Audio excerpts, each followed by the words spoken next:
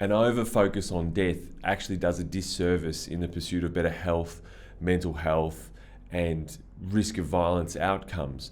Because when the public conversation is dominated by tales of death, and the fundraisers are encouraged to speak about it, and that means policy decisions become informed by it. It means it dominates the brains of people who are engaging with these issues on a sort of soft touch kind of way.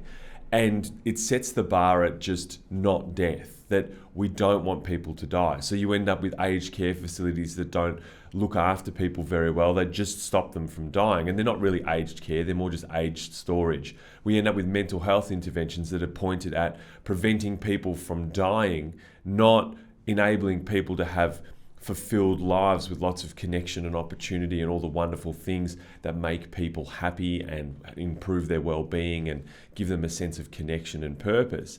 And of course, with violent interventions, it's really easy to condemn an attack that results in death, but it's much harder to engage in a process of getting right back to the beginning and working with people to prevent them ever ending up in that circumstance or ever ending up as a perpetrator in those circumstances through a long and difficult process of meeting these problems at the source. And when we overly focus on death as an outcome that we're seeking to prevent, first of all, death is inevitable. It's inevitable for everyone. We're all going to die at some point in time. So there is a sense of, well, everyone's going to die, which makes it very difficult to combat death, the institution, fully. So we're in a bit of a discussion about premature death, and then you get stuck in semantics about that. But also, it prevents the discussion about how should we be best creating an environment that allows people opportunities to live into and gives them a good life. It is a much more compelling social media story, of course, to talk about death and the very intense and tragic consequences of poor mental health, poor health outcomes, exposure to violence, and being in high-risk circumstances.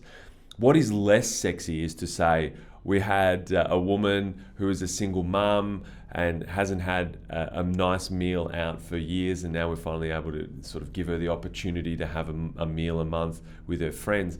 It doesn't sound like a big deal. It doesn't sound like you're dealing with these challenges as much as if you spruik death statistics incessantly.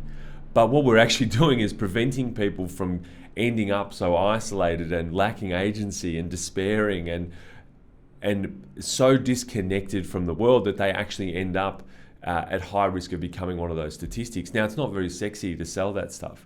It doesn't sell, it doesn't engage people in your stories, it doesn't provoke outrage the same way that yelling and hyper fixating on the very worst possible outcomes.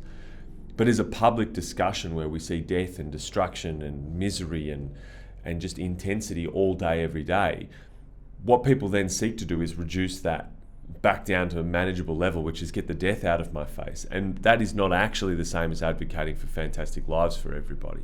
And until we start moving the conversation in that direction, we're going to see the bar set far too low. If you set it at having good lives, we will pick up deaths. But if we set it only at deaths, we are not necessarily picking up people having good lives. It is guaranteed that everyone will die at some point in time. It is not guaranteed that everyone's going to have a good life or access to a good life.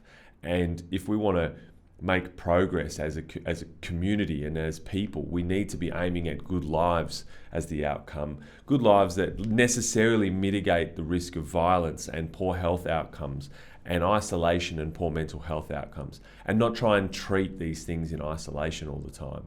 And just continue the conversation of focusing on the most tragic, the most intense, and the worst possible outcomes for people, because it doesn't really inform policy in a way that brings the most number of people along, unfortunately. And if we have bigger aims, we by definition pick up the people who are most at risk as well. But we are also preventing people from finding their way to being the most high-risk people. And I think that is so, so important.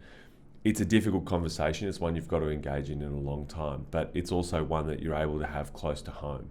There aren't many people that don't condemn deaths, unnecessary deaths, premature deaths.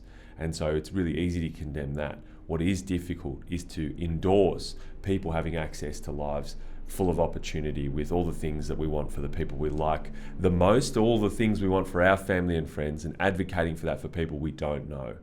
Not saying people on welfare or people who are struggling shouldn't ever have any leisure time, which is not true. That we shouldn't assist people to the point where they get to have a breather every now and then. It should just be the bare minimum, and probably less than that, to incentivize them to get on their feet and all that kind of nonsense.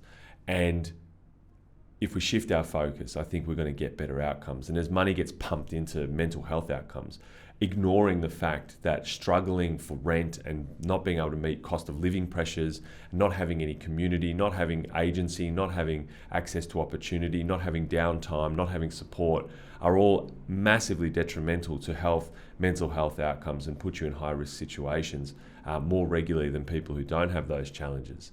So we need to embrace the idea that advocating for good lives is not just advocating for not premature death, but actually advocating for a whole suite of opportunities and supports for people, so that we don't leave people behind and put them at risk of ending up as someone who is in a high-risk situation from which we are far too familiar with the tragic consequences.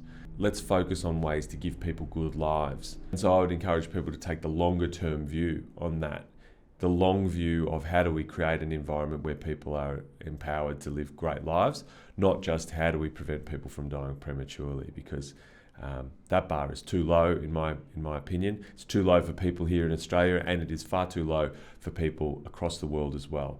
If we raise our sights a little bit and set our horizons a little bit further ahead, we should be able to make it. And I think that in my lifetime, we should be able to provide a much better life for everyone if it becomes something that everybody wants and works towards together. Keep looking after each other, keep paying attention, and of course, just be nice.